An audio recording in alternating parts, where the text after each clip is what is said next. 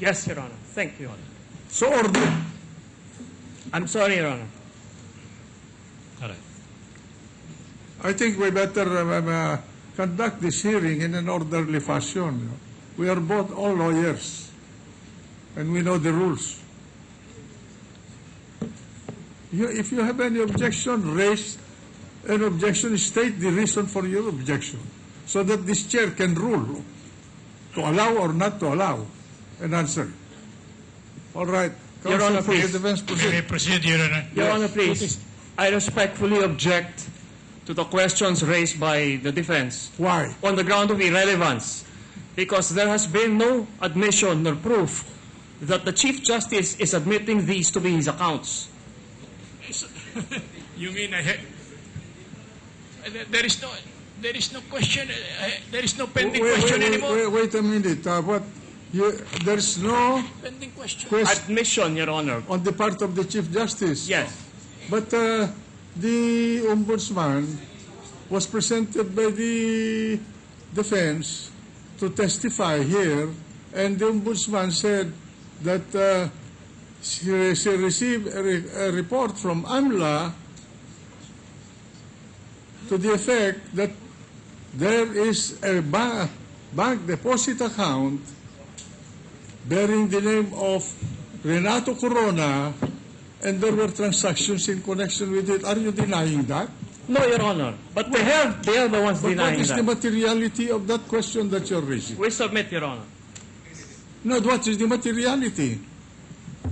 We withdraw the objection, Your Honor. You're confusing the issues here. I think we better not do any misleading effort here, no? Because we are quite alert in this court, no? Proceed, Counsel, for the defense. With the kind permission of the Honorable Court. Again, may I be permitted, Madam Ombudsman, to kindly direct your attention to what appears in this power presentation. What page of the power presentation of your... It is there, Your Honor. I'm referring to that portion number account 8104-207. I suppose that the account, that the number there mentioned is the account number, and 207 is the year. I'm sorry. Now, my question to you is... That is account number 8104-2007. Correct, Your Honor. All right. Now, my question to you now is, will you be kind enough to tell this Honorable Court the nature of the account, namely, account number 2804 2693 2405 4351 7659 3398 2812 2887 3479 and 3193. Yeah, 2987. That's the question. Will you be able No, Your to- Honor. No, Your Honor. You are not. You are not familiar with these numbers as numbers of a bank account. They are supposed to be bank accounts. Yes, but what But I'm whether asking you they are current savings, I wouldn't know. It's not indicated in the data from which I gathered. Thank you, my thank you, analysis. thank you, Madam. Now, may I know from you how these documents appearing in this presentation, power presentation has been made, and who authored the same? Your office? My office, with the assistance of the COA. You I have- asked them to visualize it because it would be easier to understand. In other words, you are not personally involved in this. I was personally involved. What, may we know But the in the drawing of this, or the how do you call it? What's the term? In the putting of the arrows and the what looked like balloons, they were the ones who pinned it. Yes. in the All right. computer. Thank you, Your Honor. May we be informed as to the extent and nature of your participation? Is it supervisory or actual? Actual supervisory and control. In what sense was that actual supervision made? They Could you were- kindly let us know? They were personally present in the office. So we went from one entry to another. All right. And after that was done, they had to tell me that it is now reflected as you wish in this and that and that. All right. And insofar as your office is concerned, where did these matters appearing in this account number 8104207 came from? They were lifted from the entries given by the AMLA. I see. And these entries that you mentioned a while ago, were they presented to you very formally by the AMLA? It was forwarded to me by the AMLA So it was not filed with your office very formally with an attachment. because it is strictly confidential. It was personally delivered to me By whom? by Mr. Vic Aquino. All right. I noticed yesterday that you have a hard time reading the entries therein appearing. That's right, because they're so minute. Thus giving me the impression that that appears to be the first time you have gone over these documents. No, Your Honor, as you You will have- note in the copy I had my annotations, So you I have- had my markings, and that's why I asked the permission of the Senate if they could photocopy the clean copy of this documents. That is the farthest you have gone. What do you mean? Insofar as supervision over Farthest the you have preparation of this Farthest I PowerPoint have presentation. done by I have asked you a very definite question, Your What is the Honor. purpose of this line of questioning, counsel? Are you impeaching your witness, impugning her competence? If Your Honor, please, the court allowed us to introduce her as a hostile witness, Your Honor. Yes. And being allowed to do so, You can cross-examine. Yes. I know the rules. yes, Your Honor, yes, Your Honor. That is our purpose. It's in front of me. Yes, Your Honor, that is the purpose, Your Honor. We are trying to determine the veracity and the You accuracy are testing the credibility of the witness. by way of impeachment, Your Honor. All right. Go, Thank you, Your Honor. Proceed. Now, when you went over this tabulation furnished you by the AMLA people, you did not have a talk with any one of them. with any of the AMLA people? Kamlat people? No. None. In other words, it was just given to you. Yes. There is no covering letter. There and you was. assumed that this was the There document. was. There was. There was? I see. May we be Sure. allowed to go over the Can we have the covering covering letter? letter?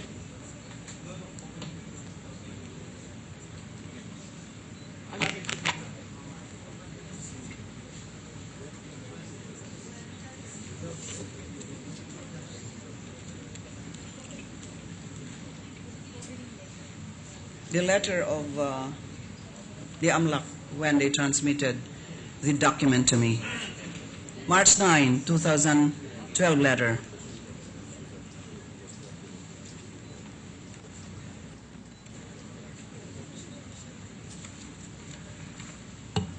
We have here the covering letter. Sure.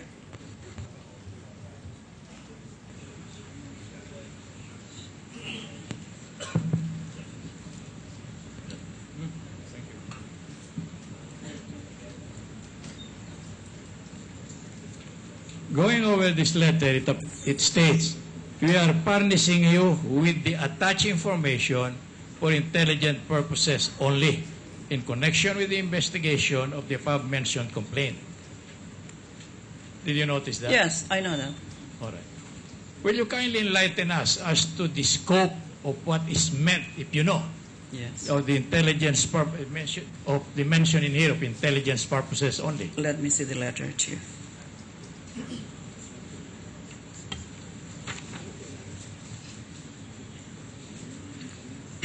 When it says it's strictly confidential, it says the attached information for intelligence purposes only in connection with the investigation of the above captioned complaints. Subject Meaning information. information, yes, furnishing you the attached information for intelligence purposes only in connection with the investigation of the attached mentioned complaint. The mentioned complaint was Riza Ontiveros et al. Versus Chief Justice Renato C. Corona. In other, may I continue now, Your Honor? Sure. Go, All right. go ahead. In other words, You're doing a cross-examination. Yes. Do not keep asking yes, Your permission Honor, from the but chair. I was thinking that the chair may have a question, that's why. Go ahead. Thank you, Your Honor. In other words, it is definite and specific that this information being relayed to you Yes. was pursuant to this alleged complaint Of Risa of Ontiveros. Riza Ontiveros et al. Against Chief Justice Corona. Yes, sir. Mentioned is made in here of an investigation. Is this investigation merely administrative or preliminary? As it is understood. Fact-finding investigation So that is or case build-up. that is strictly confidential. Yes, Your Honor. And it ought not to be known by anybody else outside of those connected officially with it. Yes, Your Honor. All right. Meaning only by people within your office are privileged to know this investigation. Not all members of my staff knew about it. Yeah, but those who should know about this are only those working with you in connection with this complaint. Yes, but as, I qualify that because I had difficulty analyzing the data. I had to engage the assistance of other government Yeah, agencies. but my question to you is the extent and scope of the confidentiality mentioned in Yes. here refers to the fact that it should be known only to the members of your staff or office. who were assisting me in the investigation of this case. Thank you. Thank you very much. Okay. Now, if I go back to your letter to the Chief Justice asking him to answer the alleged charges in there, you mentioned about serious misconduct in office. Kindly go over the copy if you have it.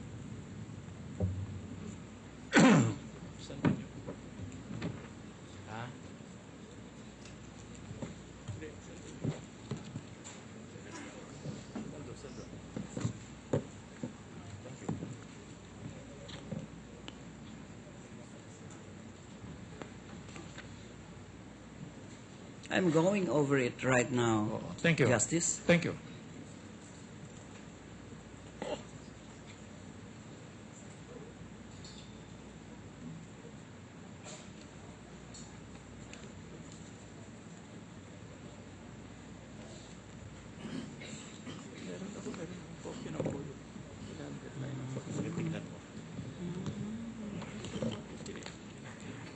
What's the question? I am referring, Your Honor, to a portion of the letter addressed by the Honorable Ombudsman to Chief Justice Corona, Your Honor. And may I refer the Honorable Ombudsman to this particular portion. Proceed. While you may only be removed from office through impeachment proceedings, this office has, as reflected earlier, the power and duty to investigate you for any serious misconduct in office for the purpose of filing a verified complaint for impeachment if warranted. It was on this account that this office conducted an initial evaluation on the complaint. My question to you is, what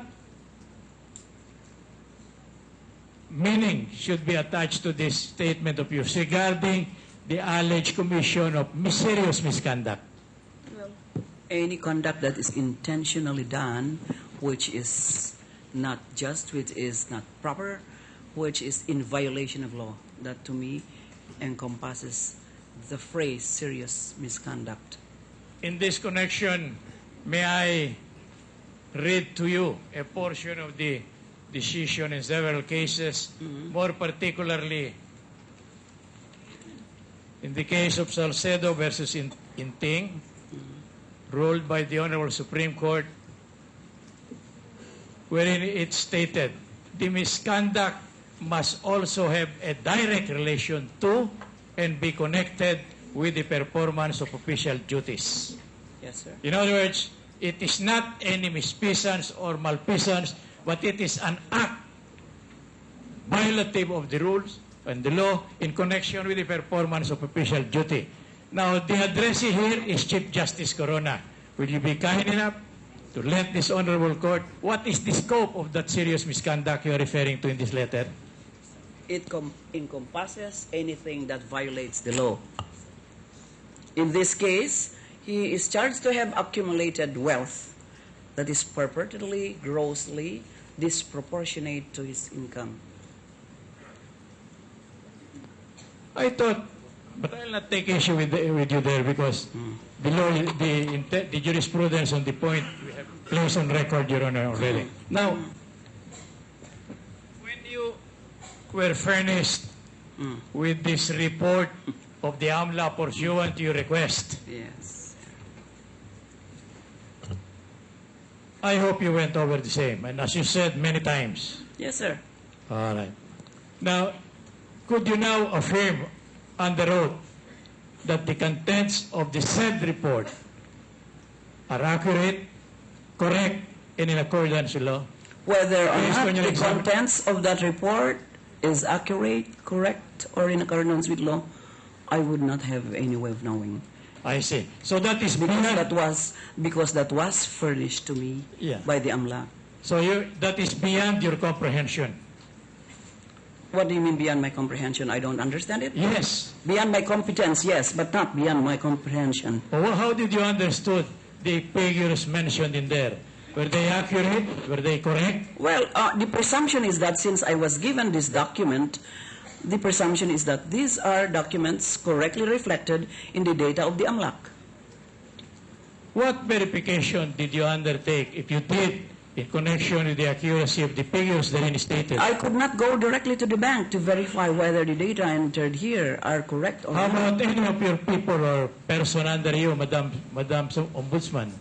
None conducted any inquiry? From the bank? Yes. No. There were no inquiries as to whether these alleged withdrawals are covered by any withdrawal slip? No. The deposit that you mentioned, it could not or was not ascertained as to whether there were deposit slips covering the same No. on the dates mentioned therein? No. All right. So apparently you give us the impression that, pardon the language, you swallowed hook, line, and sinker the entire contents of the document submitted to you in response to your letter. Again, I say the presumption is that they would give to me correct information. And that presumption was never verified by you. I could not verify it. I cannot go to the bank. Could not do that. Yes. Remember yesterday you were talking about confidentiality of bank deposits? Yes. To which I retorted that are you admitting that these bank deposits exist? Well, how could I make that? I'm the one propounding the question. Are you cross-examining me? I'm reminding you about what transpired yesterday, Mr. Justice. Well, I have not forgotten what transpired yesterday. Precisely the basis of my cross-examination, my additional direct questioning now. Because you have people, according to you, who have assisted you in connection with the determination In connection of the truth. Allow me with to the finish. analysis. Allow me to finish. If Your Honor, please, may we request that the witness be reminded. Just Okay. Allow me to let the finish. counsel finish. I submit, Your Honor. Yes, all right. Now, in that, I withdraw the former.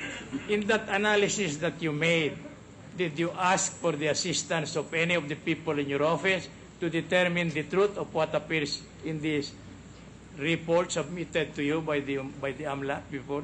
No, Your Honor. We are not allowed to determine the truth of what appears there.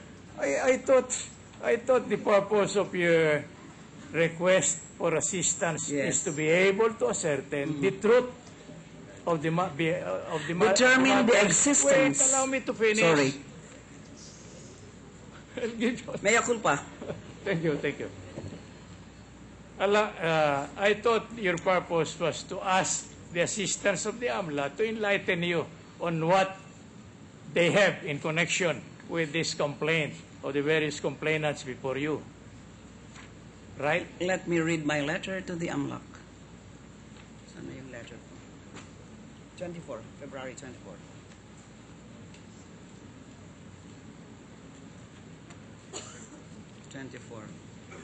My request was for the assistance of the AMLA vis-a-vis the present investigation being conducted by our office rather, on account of the letter complaint of Riza Ontiveros et al., by way of providing relevant information bearing on the financial transactions, if any, of the respondent and related transactions. In the reply that you received, was there any statement relative to the financial transactions that you were asking assistance? They furnished me a copy of the 17-page document and the 4-page summary of transactions. What transactions are you referring to, Madam Ombudsman? Bank transactions, financial, to be more accurate. They are transactions involving deposits and withdrawals, nothing more. Not necessarily. Yeah. Were you able to ascertain whether these bank accounts reflected in the report are actually existing? Again, I said earlier, how can I determine if they're actually existing when I I'm cannot not go to the asking bank? you how you can determine, but what I'm asking you is, did you determine through your office? Already answered. She said already that she did not go to the Bank.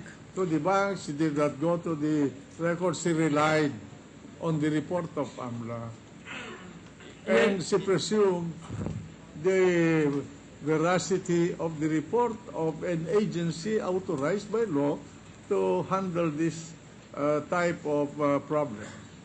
Yes, but were you able to ascertain whether there is any investigation conducted by the AMLA May in I connection? object, Your Honor, please? Allow me to finish, and I'll give you all the opportunity. Madam Ombudsman, will you kindly allow him to finish so that... Mr. Presiding Justice, it was he who talked. Mea culpa.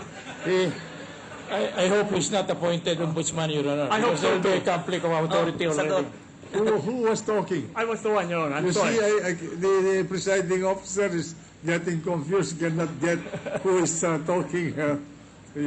By the way, will you please object if you want to object, so that I will know that you are objecting to the question. I was objecting, Your Honor, please. All right. All right, anyway, There is no question, no? will you kindly repeat your question? All right. If there is any, because I do not recall making any question. Based on your examination of the report given to you by the AMLA people, were you able to ascertain which of these accounts mentioned in your power presentation are still existing? No, Your Objection, Your Honor, No. please. Already answered. May I object? Let the witness answer. No, Your Honor. All right. So as of today, based from your knowledge, the court cannot deduce which of these, based from your testimony, there could be no conclusion or finding to be made by the court which of these accounts allegedly still exist. Objection, Your Honor. May I? What is the basis of the objection? The objection is based on the fact that the witness has repeatedly said that she has relied on presumptions of law, specifically Rule 131, Section 2, and Section 44 of Rule 130. Rule 130, Section 44 establishes the presumption that entries in official records made in the performance of duty by a public officer of the Philippines or by a person in the performance of a duty enjoined by law are prima facie evidence of the facts stated therein. Moreover, under Rule 131, Section 2,